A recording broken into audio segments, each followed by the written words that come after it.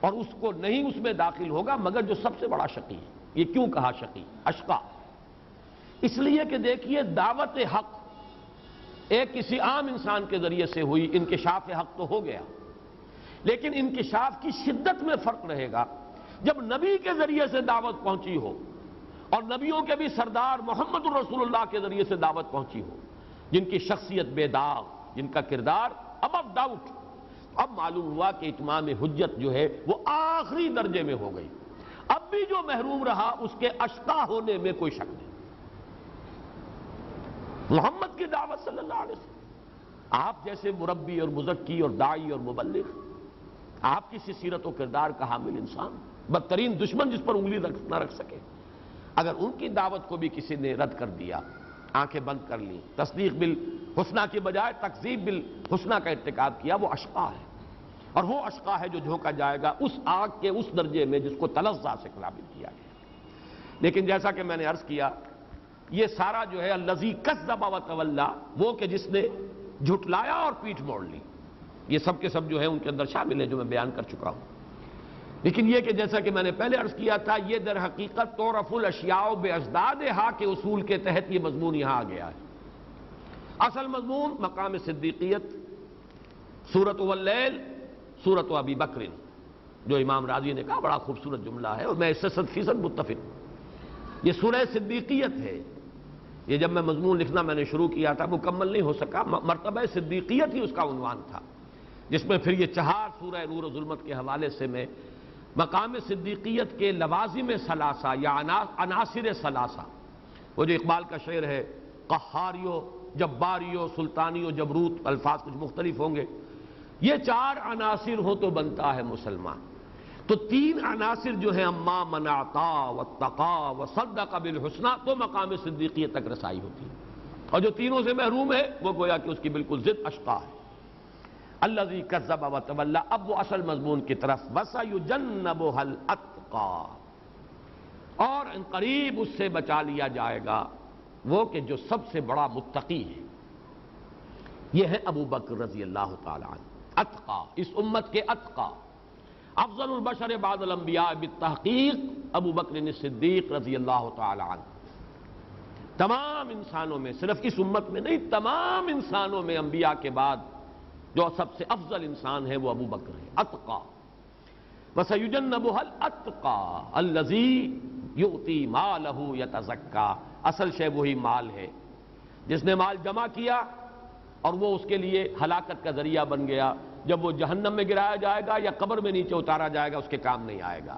یہ ہے وہ راستہ، الَّذِي يُؤْتِي مَالَهُ يَتَزَكَّى، وہ کہ جو اپنا مال دے رہا ہے، خرچ کر رہا ہے، لگا رہا ہے، لٹا رہا ہے، یتزکا، تزکیہ حاصل کرنے کے لیے۔ قد افلح من تزکا، سورۃ الاعلیٰ سے بات چلی ہے، قد افلح من زکاہا، اور اس کی اصل جو سب سے بڑی عبادت ہے زکوٰۃ، وہ در حقیقت انفاق مال، الذی یؤتی مالہ یتزکا، جو اپنا مال خرچ کر رہا ہے۔ 40,000 درہم کا سرمایہ تھا جب ایمان لائے ہیں، جو مکی دور کے جو 12 برس ہیں اس میں سمٹ کر اتنا سا رہ گیا تھا کہ ایک پوٹلی میں باندھ کر وہ سرمایہ جب وہ حضور کے ساتھ سفر پر روانہ ہوئے، سفر ہجرت پر، وہ بھی ساتھ لے گئے، گھر والوں کے لیے ایک پیسہ نہیں چھوڑا۔ حالانکہ بیٹیاں تھیں، حضرت عائشہ، حضرت اسماء، والد نابینا ابو قحافہ، ایمان نہیں لائے تھے اس وقت تک، ہجرت کے بعد ایمان لائے، اہلیہ اپنی، ایک پیسہ نہیں چھوڑا۔ ابو بکر کی زندگی میں یہ مرحلہ 2 مرتبہ آیا، ہجرت کے وقت سب کچھ لے گئے، اور پھر غزوہ تبوک کے وقت جھاڑو پھیر کر گھر میں سے کوئی شے نہیں رکھی۔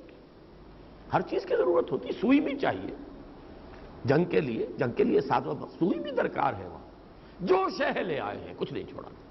اور یہ 1 مرتبہ نہیں، 2 مرتبہ، 1 مرتبہ مکی دور، 1 مرتبہ وہ مدنی دور۔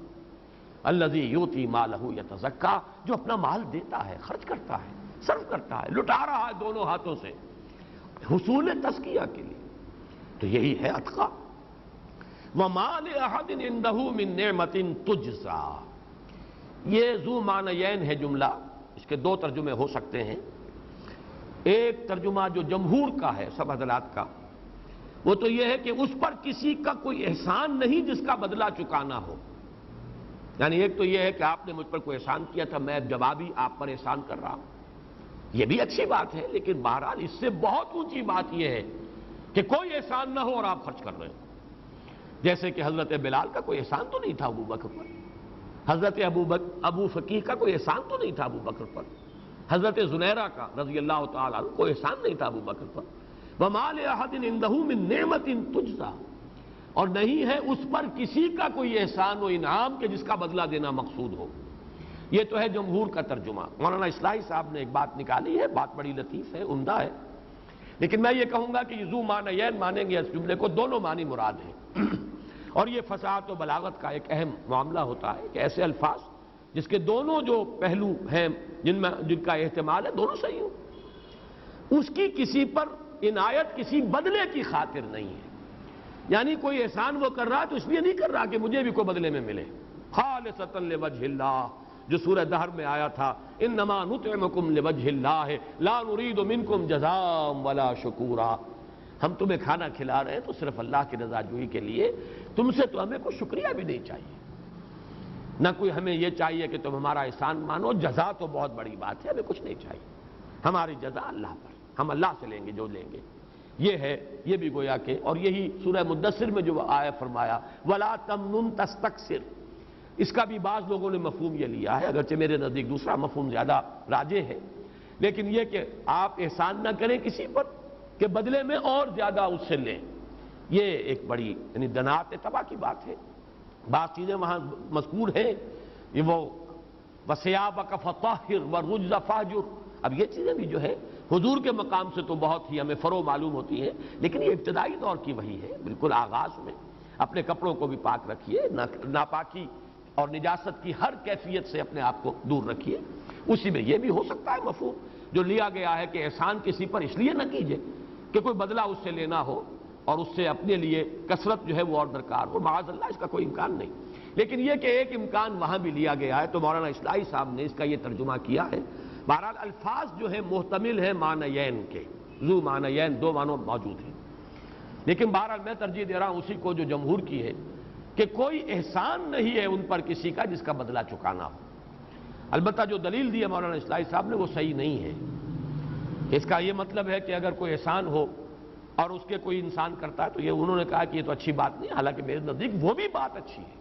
یہ بھی شکر ہے کہ آپ نے احسان کا بدلہ احسان سے دیا. حل جزاء الاحسان الا الاحسان، یہ کوئی بری بات اور گھٹیا بات نہیں ہے، لیکن یہ کہ اس سے بلند تر درجہ یہ ہے کہ آپ پر کسی کا کوئی احسان نہ ہو اور آپ اس کے ساتھ احسان کر رہے ہو، تو یہ بلند تر درجہ ہے. یہ مقام ہے کہ جو حضرت ابو بکر کی مقام اور مرتبے سے زیادہ مناسبت رکھنے والا ہے. الا ابتغاء وجہ ربہ الاعلی، سوائے اس کے کہ اسے تو چاہیے اپنے بلند و بالا پروردگار کا چہرہ. وجہ چہرے کو کہتے ہیں، مراد کیا ہے؟ اس کی رضا. اگر آپ کسی سے راضی ہوتے ہیں تو اس کی طرف متوجہ ہوتے ہیں، آپ کے چہرے پر عنایت اور اس کے لیے ابتہاج کی ایک کیفیت ہوتی ہے. اگر کسی سے انقباض ہے تو آپ اپنا چہرہ اس کی طرف سے، اگر کہیں ٹاکرا ہو بھی جائے، جیسے کبھی بے نظیر اور جتوئی صاحب کا ہو جاتا ہے تو ایک کا رخ ادھر وہ ایک کا ادھر، بہرحال وہ ہوائی جہاز میں ساتھ ہیں، لیکن یہ کہ وہ they don't see eye to eye with each other، لیکن یہ کہ جس سے خوشی ہو اس کی طرف انسان متوجہ ہوتا ہے. تو یہ استعارہ ہے اللہ کی رضا کے لیے. الا ابتغاء وجہ ربہ الاعلی.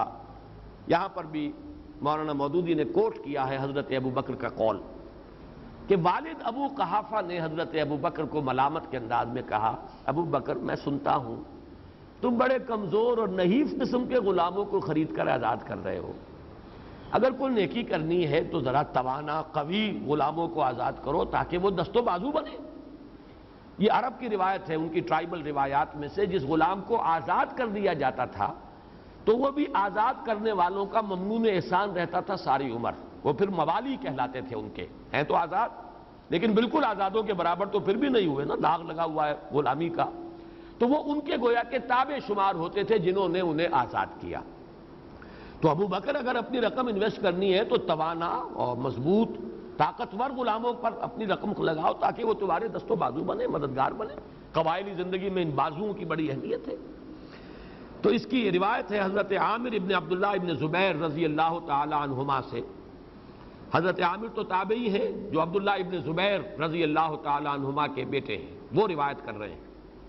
اور آپ کو معلوم ہے کہ زبیر جو ہیں وہ بھی حضرت ابو بکر کے داماد ہیں، حضرت اسما کے شوہر رضی اللہ تعالیٰ عنہما، تو ان کے بیٹے ہیں عبداللہ، ان کے بیٹے عامر، ان سے روایت ہے کہ جب ابو قحافہ نے یہ بات کہی کہ ابو بکر تم یہ ان کمزور اور بڑے نحیف قسم کے غلاموں کو خرید کر آزاد کر رہے ہو، تم نے ذرا قوی اور توانا لوگوں پر رقم لگائی ہوتی، تو جواب میں حضرت ابو بکر نے فرمایا اے ابا، اب یہ دیکھیے یہاں پر ابا ہم تو کہتے ہیں نا یہ کہ ابا عربی زبان میں جیسے یا ابتا یہ ہا آ جاتا ہے محبت کے انداز میں، یہ کسی کو جو ہے خطاب کرنا کہ ابا جان انما ارید ما عند اللہ، مجھے تو وہ چیز مطلوب ہے جو اللہ کے پاس ہے، مجھے یہاں دنیا کا کوئی اجر و ثواب کہ کوئی میرا دست و بازو بنے، کوئی میرا مددگار بنے، یہ میرے پیش نظر ہے ہی نہیں، یہ میرا مطلوب مقصود ہی نہیں۔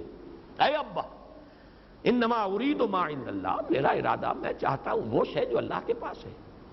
اب آخری بات نوٹ کیجئے وَلَسَوْفَ يَرْضَىٰ، اور ان قریب وہ راضی ہو جائے گا۔ یہاں بھی ذو معنی ہے کلام، کون راضی ہو جائے گا؟ اللہ راضی ہو جائے گا، یہ بھی صحیح، اور وہ راضی ہو جائے گا، ابو بکر بھی راضی ہو جائے گا، یہ بھی صحیح۔ یہ تو وہی مضمون ہے رضی اللہ عنہم ورضوا عنہ، اللہ ان سے راضی، وہ اللہ سے راضی۔ یہ تو باہمی رضامندی ہے ایک دوسرے کی، بندے اور رب کے مابین رضائے باہمی کا معاملہ ہے، اور یہ انسان کی روحانی ترقی کا بلند ترین مقام ہے۔ نوٹ کیجئے سورۃ الفجر کی جو یا آخری آیات میں یا ایتھا النفس المطمئنہ ترجعی الی ربک راضیۃ مرضیہ۔ اور ایک بات آخری عرض کرتا ہوں، یہ مقام صدیقیت کے لیے یہ آیت ہے، اسی لیے میرے نزدیک اگرچہ یہاں پہ ترجمہ تو یہ بھی ہو سکتا ہے اللہ راضی ہو جائے گا، لیکن زیادہ راجح ترجمہ یہ ہے کہ ابو بکر راضی ہو جائے گا، اللہ اتنا دے گا کہ راضی کر دے گا ابو بکر کو۔ اور وہ کیوں؟ وہ اس مناسبت سے اگلی صورت ہے سورۃ محمد صلی اللہ علیہ وسلم بقول امام راضی، وہاں آیت کیا آئی ہے وَلَسَوْفَ يُعْطِيكَ رَبُّكَ فَتَرْضَىٰ، ان قریب اے محمد آپ کا رب آپ کو اتنا نوازے گا، اتنا دے گا کہ آپ راضی ہو جائیں گے۔ وہاں ترضا ہے، یہ صیغہ ہے مخاطب کا، آپ راضی ہو جائیں گے، یہاں صیغہ یرضا ہے غائب کا، بس فرق یہی ہے مقام صدیقیت میں اور مقام نبوت میں نبی براہ راست مخاطب ہوتا ہے، وہی آتی ہے، اور صدیق براہ راست مخاطب نہیں ہے، وہ بواسطہ محمد صلی اللہ علیہ وسلم ان کے وسیلے اور ذریعے سے ان سے خطاب ہو رہا ہے، ان کے واسطے سے ہو رہا ہے، اس لیے وہاں غائب کا صیغہ ہے وَلَسَوْفَ يَرْضَىٰ، یہ مقام صدیقیت کی نمائندگی ہے، اور وَلَسَوْفَ يُعْطِيكَ رَبُّكَ فَتَرْضَىٰ، اے محمد آپ کو آپ کا رب اتنا کچھ دے گا، اتنا نوازے گا کہ آپ راضی ہو جائیں گے، یہ مقام نبوت ہے۔ بارک اللہ لی ولکم فی القرآن العظیم ونفعنی وإیاکم بالآیات والذکر الحکیم۔